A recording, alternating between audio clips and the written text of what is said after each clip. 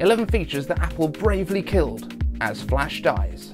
Today is the day that Adobe FLASH will no longer be part of the internet. Of course, that doesn't mean you won't get those bogus pop-ups trying to convince you to update yours when you visit the dodgiest of websites. It just gives you one more clue that they're not legit. So today, as we enter a brave new world of flash-free computing, let's take a look at the other stuff that Apple helped to end. Apple does genuinely lead the way in many cases, and yes, there is often short-term pain associated with it, but they seem to make the harder decisions that lead the industry. For the latest Apple news, rumors, and leaks, every weekday at 12 UTC. Join us in the iCave.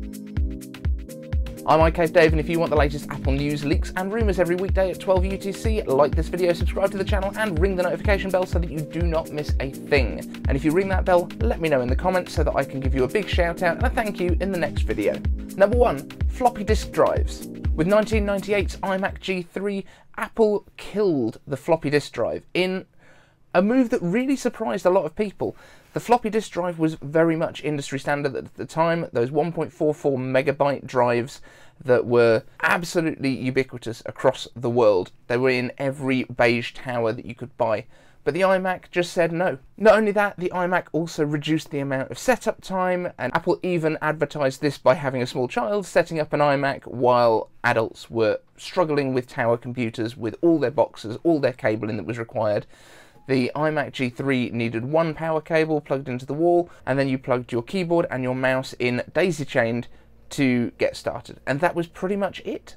Apple replaced the floppy drive with their SuperDrives and combo drives and never looked back. Even their more powerful desktop systems, like the PowerMac G3, just went optical. The iMac G3 also got rid of all the confusing connectors that used to be on the back of desktop computers, like ADB, SCSI and GeoPort Serial ports, introducing USB in 1998 with that iMac G3.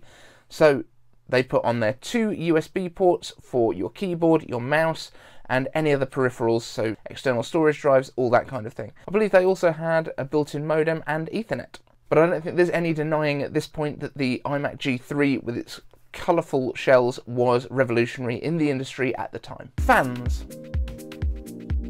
With the PowerMac G4 Cube and then later the MacBook and the 2020 MacBook Air, Apple has a weird relationship with fans. They don't like them, and they certainly don't like you to hear them. The PowerMac G4 Cube was kind of revolutionary in its time, but also ahead of its time and not really a great product, but it's still one of my favourite Apple products of all time. And its design architecture actually flashes forward to things like the 2013 Trashcan Mac and a few others.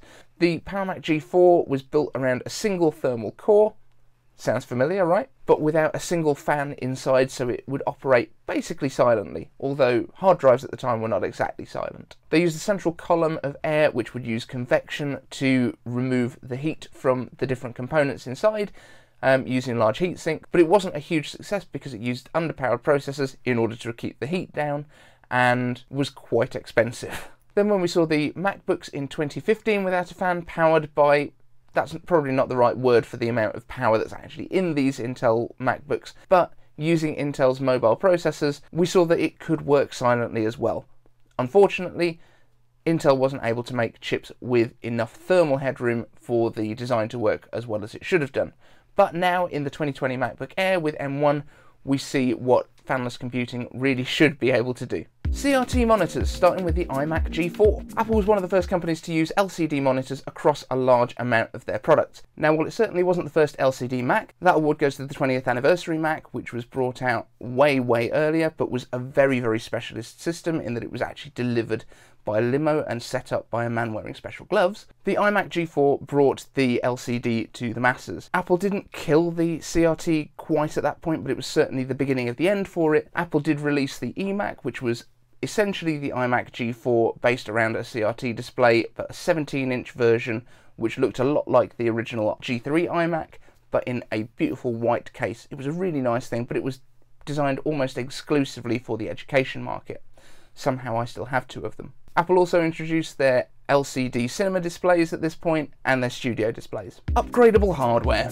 Now, this is one of Apple's more controversial decisions. However, the move away from being able to upgrade your RAM, upgrade your CPU, and upgrade other parts of your system has been one of Apple's hallmarks, and it looks like it's not going to slow down anytime soon. While it has always been useful in the past to be able to upgrade your RAM yourself, the way that Apple has integrated their products more tightly has made them a lot thinner, a lot smaller, a lot more power efficient, and now with M1 certainly a lot faster, because the RAM is literally a part of the SoC itself. So I wouldn't really expect to see any upgradable Mac hardware going forward, apart from potentially the Apple Silicon based Mac Pro. Optical drives. Having viciously murdered the floppy drive in 1998, Apple turned its attentions on the optical drive in 2008 with the introduction of the first MacBook Air. It seems crazy to think now, but it was super controversial that the MacBook Air didn't come with any kind of optical or other external media drives. However, again, Apple has led the charge here with less and less laptops and even desktops including optical drives today. Turns out this internet thing is going to do pretty well. Flash. In 2007, there was huge criticism for the iPhone not including support for Flash from Adobe, but Apple did this because of number 1, battery life, number 2, security, and number 3, most Flash stuff was crap. Turns out today that we have understood Apple did the right thing, and it was certainly Apple leading the industry that made everyone move away from Flash-based stuff to HTML5 and more. The iPod 30-pin dock connector. In 2012, when Apple released the iPhone 5, ditching the original iPod 30-pin connector for Lightning, everyone was in uproar because they didn't want to change all the cables they'd already got. However, it definitely seems like it's the right thing to have done. If you look at a 30-pin connector these days, it is huge, it doesn't look elegant, it's not reversible. These are the things that Lightning brought to the iPhone. It did reduce the amount of space inside the phone that was used for it as well. And talking about removing connectors from iPhones, in 2016, Apple deleted the infamous Headphone Jack from the iPhone 7 and 7 Plus lines. Now this was again hugely controversial at the time. All of the other phone manufacturers poked fun at Apple, said, you know, we still include a headphone jack in ours, and then promptly removed them themselves too. Now in 2016, Apple did start to include the headphone dongle, which I'm actually still using to connect this microphone to my iPhone 12 Pro Max. And that $9 headphone adapter still works to this day. But Apple was very much pushing towards a wireless future, and AirPods since then have become a huge market for Apple. The butterfly keyboard was killed in 2020.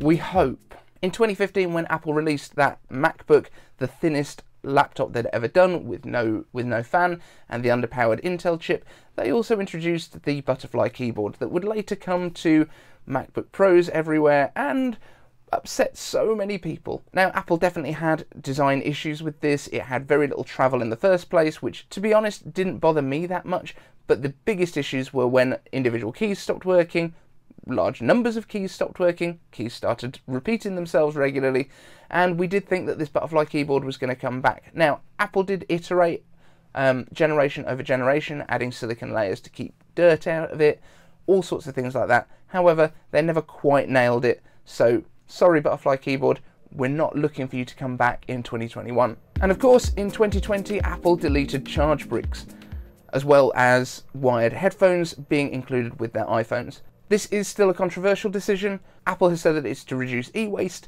The tech sphere in general doesn't seem to believe them. They seem to think it is more of a cost-cutting measure, which it certainly is as well. Bringing in 5G is not a cheap thing to bring in across all the iPhone lines, so they have had to make some cuts. They've been able to reduce the size of packaging, which means less flights coming out of China and out of their other production partner countries. It also means that they're able to keep more in stock in different places, but it is certainly inconvenient, especially when they decide to change the cable in the box to being USB-C instead of USB-A, so that all those chargers that everyone's got at home can't be used with the new wire that's come in their iPhone box. And just to make a point, here's my iPhone 12 box, my iPhone 12 Pro Max, and it's still in there, because all of my chargers are USB-A. But this does illustrate the way that Apple does things.